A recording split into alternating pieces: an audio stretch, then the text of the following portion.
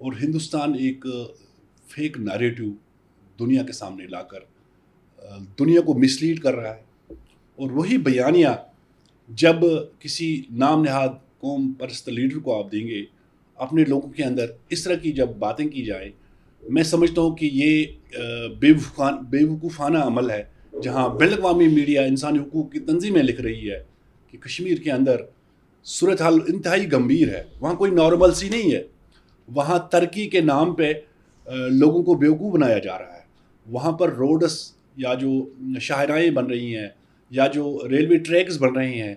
وہ دراصل ہندوستان اپنے ڈیفنس کے لیے چائنا اور پاکستان کے خلاف اپنا ڈیفنس مضبوط کر رہا ہے، جہاں بارڈرز ایریاز کے اندر یہ آپ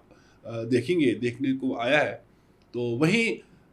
جو ہمارا ایگریکلچر لینڈ ہے، جو ہمارے کھیت ہیں، جو باغات ہیں، ان کو تہس نہس کیا جاتا ہے، معاشی طور پہ ہمیں جو ہے مفلوج کیا جا رہا ہے، معاشی دہشت گردی کی جا رہی ہے، اور جہاں پر ہر 3-4 کلومیٹر کے اوپر ریلوے ٹریک بنائے جا رہے ہیں، لوگوں کی زمینیں چھینی جا رہی ہیں، ان کے گھر مسمار کیے جا رہے ہیں ترقی کے نام پہ۔ یہ کون سی ترقی ہے؟ جہاں 40% جو ہے ان امپلائمنٹ ہے، جہاں اس وقت بے روزگاری انتہا کو ہے، وہاں پر اب کوئی بزنس مین، کوئی ٹریڈر، کوئی کاروباری شخص ہندوستان کی طرف بھی نہیں جا سکتا ہے، اسے تشدد کا نشانہ بنایا جاتا ہے۔